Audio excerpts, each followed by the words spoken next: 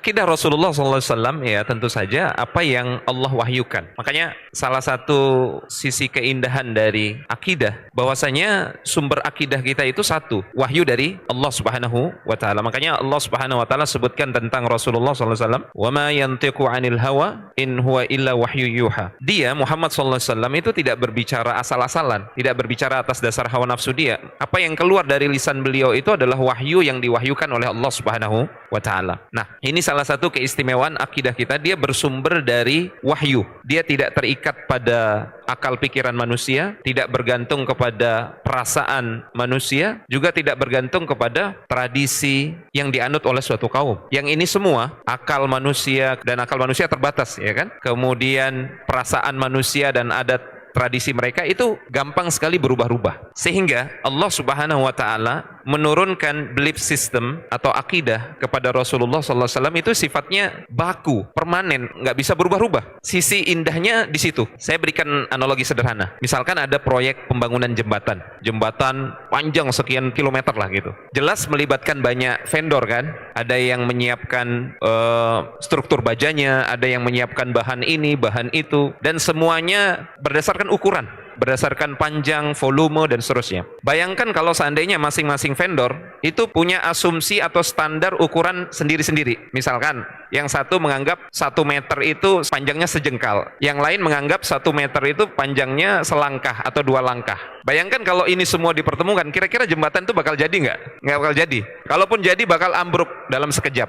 Nah, itu dalam urusan jembatan, ya, atau urusan rumah misalkan. Kalau standar ukurannya berbeda, bagaimana kalau ini dalam urusan panduan hidup, ya, tujuan hidup? Ya, kalau standar keyakinannya itu berbeda-beda, maka yang akan terjadi adalah kekacauan. Ya, karena yang namanya akal manusia bertingkat-tingkat, berbeda-beda. Yang menurut si A baik, belum tentu menurut si B baik, begitu kan? Yang menurut si A perasaan dia mengatakan ini buruk, si B justru menurut perasaan dia ini baik, begitu loh. Ada contoh menarik, ini baru-baru terjadi. Saya mau menunjukkan bahwasanya belief system atau akidah yang tidak didasarkan kepada wahyu Allah Subhanahu wa taala yang menciptakan segenap manusia ini, kalau itu jadi pegangan, maka akan kacau balau kehidupan.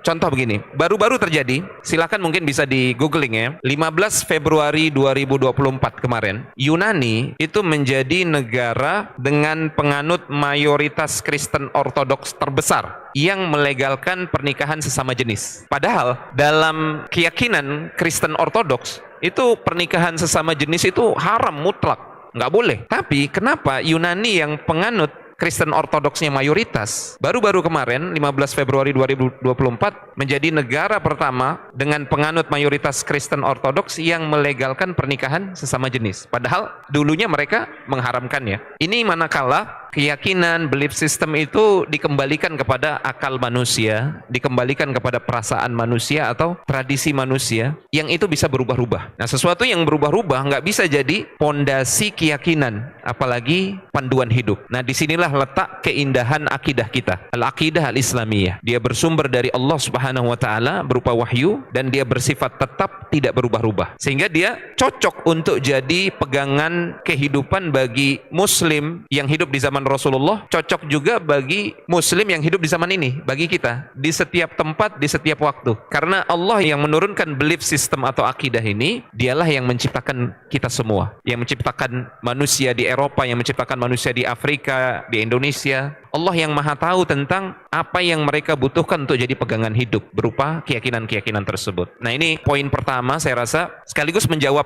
tadi pertanyaan tadi, apa sih yang diyakini oleh Rasulullah SAW? Yang diyakini oleh Rasulullah SAW adalah apa yang Allah turunkan, ya, berupa keyakinan-keyakinan atau akidah-akidah tersebut.